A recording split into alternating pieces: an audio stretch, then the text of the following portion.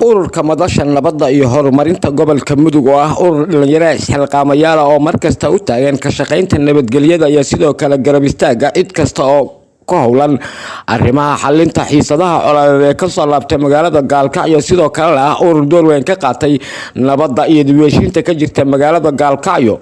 ayaa maanta deeq gaarsiiyay ciidamada la kala dhaxdhiga beelihii dhawaan ku dagaalamayay deegaanada galbeedka gobolka Mudug iyagoo taa ku muujinaya taageerada ay u hayaan cid kasta oo iyadu qayb ka ah ololaha nabad dhalinta gobolka Mudug.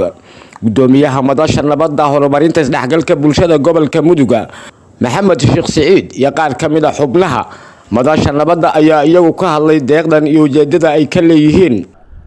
anagoo ka socona madasha nabadda iyo horumarinta dhalinyarada gobolka Mudug waxaan maanta halkaan u nimid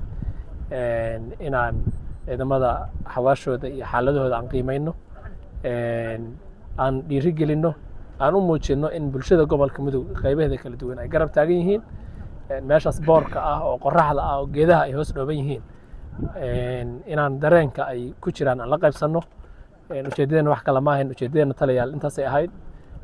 deeqda yartaa koobanna waxay ahayd maanta qadada ciidanka ugu talagalnay laakiin waxa maaragtay weyn oo u nimid meesha waxay ahayd duruufta ay ku sugantihiin xaaladihiina inaan qiimayno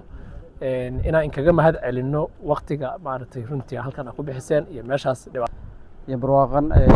naga siiyo ilaahay nabad baa weydiisanayna amiin dhahay ilaahay nabad baa weydiisanayna runtii saraakiishu waxa haysaan shaqo aad iyo aad u culus oo u dhib badan waxaan rajaynayaa inuu ilaahay idin la garab galo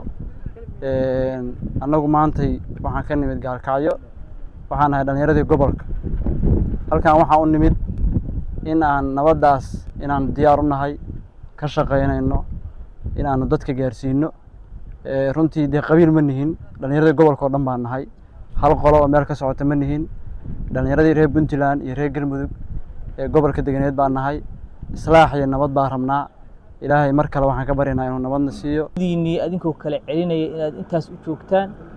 runtii waan mahadcelin wax ka badan baad mudan tihiin neefka geela ee maanta lagu qadaynayo iyo raashinka kooban iyo sijaayaduhu runtii kaliya ma ahan waxa aan wadno qalbiyadeena ayaan wadnaa runtii waxaa runtii ayagana ammaan iyo bogaadin mudan madaxweynayaasha Puntland iyo Galmudug madaxweyne Axmed Cabdi Kaariye Qoorqoor iyo madaxweyne Saciid Cabdullaahi Deni oo runtii aan isleenahay waa madaxweynayaasha sida dhabta ah gobolkan Mudug waxa uu u baahan yahay fahmay saraakiisha ciidanka halkaasi ku sugan ee ka kala socda madaxtooyooyinka Galmudug iyo Puntland oo ay weheliyeen ciidanka xasilinta xoogga dalka ee gobolka Mudug ayaa iyaguna ka mahad celiyay noo yimaada idinka maahay maanu arag aad iyo aad baan idin soo dhaweynaynaa walaal shukr cala waajib waa wadankeeni